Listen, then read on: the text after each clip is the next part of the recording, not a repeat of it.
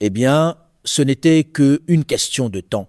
Et comme prévu, le président Trump a recommencé à parler du fait qu'il envisage sérieusement de se retirer de l'OTAN. Parce que dans la méthode Trump, répéter une menace assez souvent tient lieu de stratégie. Cela allait de pair avec les plus récentes apparentes fantaisies sur l'idée que l'Iran demanderait un cessez-le-feu, permettant à Trump de le refuser avec vigueur et héroïsme. Un grand classique du cycle médiatique, inventer la reddition, puis se présenter comme l'homme qui l'a rejeté. Vraiment, le portrait d'un homme qui répète un argument dans sa tête. Mais la question de l'OTAN est évidemment quelque chose sur lequel il revient encore et encore depuis des années. Et son irritation envers les Européens, en ce moment, est telle que on pourrait même imaginer que peut-être, juste peut-être, cette fois, il le pense vraiment. En connaissant bien les difficultés d'un tel scénario, je m'attendrais à ce qu'un certain nombre de responsables européens se disent discrètement « Oui, s'il vous plaît », parce qu'il était inévitable que ce moment arrive. Dès qu'il est devenu clair que Trump n'avait aucune conception de la distinction entre une alliance défensive, c'est-à-dire l'OTAN, et des alliances où les autres acceptent de sauter à son commandement dans n'importe quelle situation, eh bien, il était inévitable qu'il finisse par conclure que l'OTAN ne fonctionne pas pour lui, ce qui est la seule chose qui l'intéresse. Si une alliance ne peut pas servir d'accessoire personnel de mise en scène, le camp Trump a tendance à déclarer que l'alliance est brisée plutôt que l'attente absurde. Pourquoi quelqu'un accueillerait-il favorablement le fait qu'il affiche son intention de se retirer de l'OTAN ? N'est-ce pas vraiment une chose terrible ? Simplement parce que la majorité des Européens, et le Canada aussi, ont compris, avec une crédibilité très faible, que l'Amérique de Trump respecterait de toute façon ses obligations issues du traité, ce qui signifie que l'OTAN est déjà de fait morte. Et elle est depuis que Trump est revenu au pouvoir pour son deuxième mandat et a commencé à parler de l'annexion du Canada et du Groenland.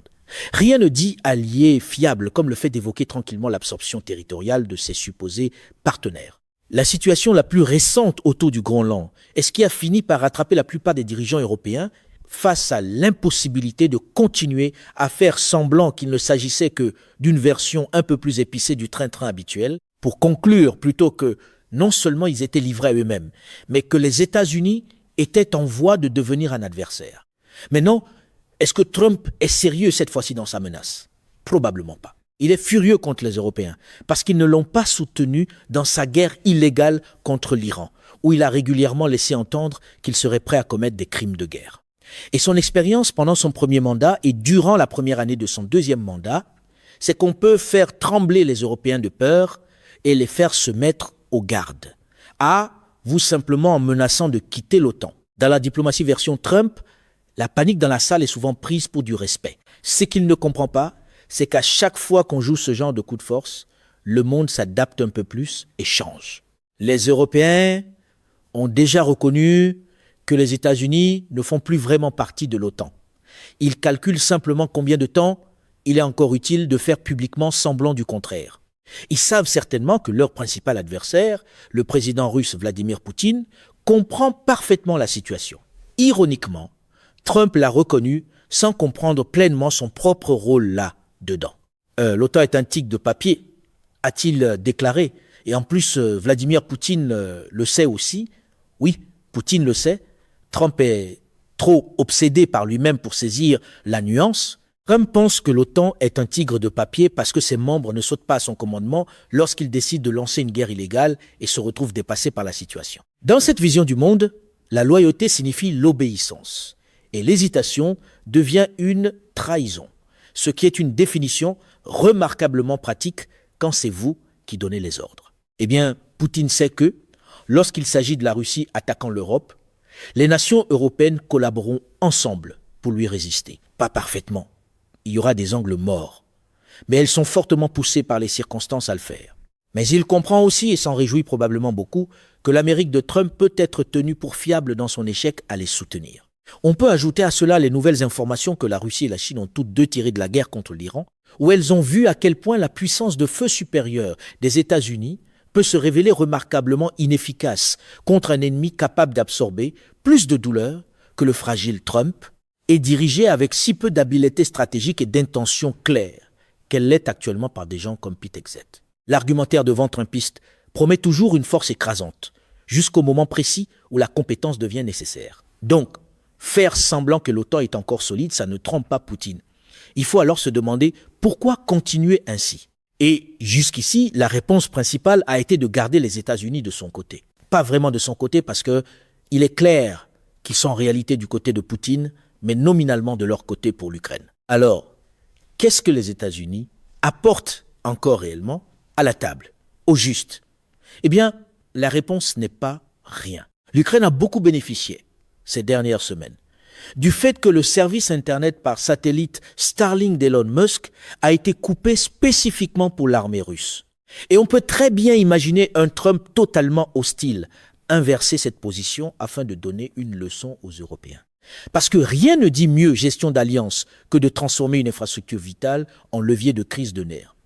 Mais, à part cela, il est difficile de voir quelle différence cela ferait. Et cela commence à se refléter dans la façon dont les Européens parlent. Ainsi, par exemple, le Premier ministre britannique Keir Starmer a tenu aujourd'hui une conférence de presse où il a dit ceci.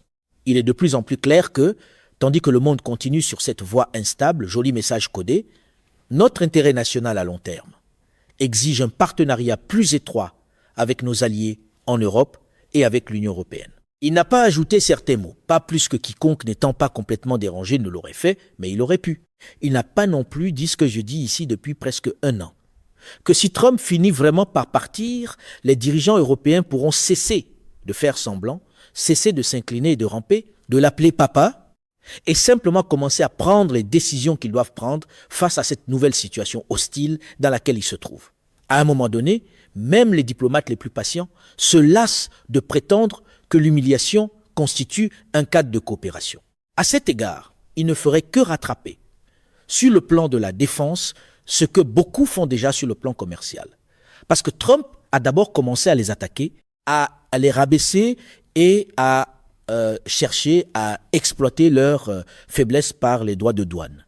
Maintenant, alors que la Cour suprême a jugé que le véhicule initial de ces tarifs douaniers, celui qui était censé permettre à Trump de les imposer d'un simple claquement de doigts à quiconque l'irritait sur un coup de tête, était inconstitutionnel, il s'avère donc que, parce qu'il en avait envie, ne constitue pas toujours une doctrine juridique très solide. Néanmoins, les rouages plus lents sont maintenant en train de se mettre en marche pour rétablir l'effet global de ces tarifs. Pendant ce temps, le commerce mondial a continué et s'adapte simplement pour contourner les États-Unis partout où c'est possible. Les marchés, contrairement aux rassemblements électoraux, ne s'arrêtent pas pour applaudir simplement parce que quelqu'un a fait une déclaration tonitruante. Ainsi, par exemple, au cours de la dernière semaine, les ministres du commerce de 39 pays représentant l'accord de partenariat transpacifique global et progressiste, le PTPGP, et l'Union européenne se sont réunis. Le PTPGP comprenait à l'origine les États-Unis. Inutile de dire que Donald Trump s'est retiré de cet accord très tôt, durant son premier mandat, dès le premier jour en fait. Ainsi, tous ces ministres du commerce se sont réunis pour poursuivre des négociations avancées sans lui sur ce qui deviendrait le plus grand accord commercial numérique au monde. Et cela se produisait alors que l'Organisation mondiale du commerce tenait son plus récent sommet, avec les États-Unis affirmant qu'elle était impraticable et politiquement inacceptable, et sans parvenir à conclure ses travaux par un accord. Des responsables ont averti d'un effondrement désordonné du système commercial mondial. Et oui, l'idée d'un organisme mondial où tous les pays sont autour de la table pour essayer de faire fonctionner des règles convenues universellement, c'est déjà assez difficile dans les meilleures circonstances et très facile à perturber et à rendre impraticable pour l'Amérique de Trump. Briser la machine, puis montrer les étincelles comme preuve que la machine n'a jamais fonctionné. C'est devenu un style d'argumentation bien connu. Le représentant américain au commerce, Jamieson Greer, attaquait particulièrement le principe de la nation la plus favorisée, la règle fondamentale de l'Organisation mondiale du commerce exigeant que les pays appliquent les mêmes tarifs à tous leurs partenaires commerciaux, parce que, évidemment, ce n'est pas vraiment une logique qui existe dans l'univers trumpiste de la punition. La Chine a établi le contraste en insistant sur le fait que la nation la plus favorisée devait rester le socle du système commercial mondial. Ainsi, le rapprochement de communautés d'intérêts pour conclure leurs propres accords, leurs propres règles, c'est la conséquence naturelle de cette perturbation venue des États-Unis. Les êtres humains chercheront toujours à se frayer un chemin autour des systèmes brisés. L'Amérique de Trump est, en ce moment, la principale force. Pas nécessairement dans le passé, pas nécessairement dans l'avenir, mais certainement en ce moment, qui pousse les autres à sentir qu'ils doivent contourner ces systèmes. Quand Washington se comporte comme l'obstacle, les autres capitales finissent par cesser d'attendre la permission de fonctionner. Cela ne vous surprendra pas complètement d'apprendre que l'un des moteurs de ce partenariat entre le PTPGP et l'Europe est le Premier ministre canadien Mark Carney. Cela s'inscrit dans l'action concrète découlant de son discours au Forum économique mondial l'an dernier, lequel est évidemment devenu viral et a contrarié le président Trump lorsqu'il a dit que les puissances intermédiaires devaient agir. Pendant qu'un camp s'occupait à entretenir ses rancœurs, l'autre s'occupait à bâtir des solutions de rechange. Et voilà, les pays de l'OTAN formeront probablement une nouvelle alliance de défense plus ciblée et plus constructive sans les États-Unis, si et quand Trump cessera enfin de menacer de quitter l'OTAN et finira par le faire.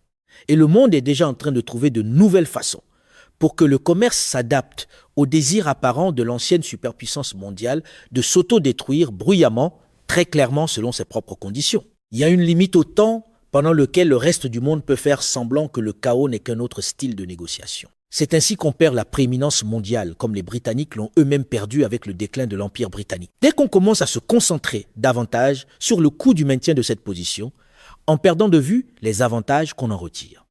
Une sorte de variation sur l'idée de connaître le coût de tout et la valeur de rien, je suppose. Qu'il s'agisse de l'Organisation mondiale du commerce et du système commercial mondial fondé sur des règles, ou qu'il s'agisse de l'OTAN et de l'alliance entre les nations libres et démocratiques, les États-Unis, sans que cela commence avec Trump à vrai dire, mais en atteignant un point culminant sous lui, ont démontré qu'ils sont réellement fixés sur le coût de ces choses. Et la croyance, c'est que tous les bénéfices auparavant associés à ces institutions, n'en découlent pas du tout. Ils sont plutôt considérés comme l'entitlement naturel des États-Unis. C'est une sorte de droit de naissance, à faire valoir en toute occasion, simplement parce qu'ils le peuvent. Dans ce mode de politique, le sentiment d'avoir droit à tout est présenté comme du réalisme, et la dépendance envers tout le monde est rebaptisée force. Pendant ce temps, Trump doit s'adresser bientôt à la nation, peu après la mise en ligne de cette vidéo, où, sans aucun doute, certains de ces thèmes seront à nouveau mis de l'avant.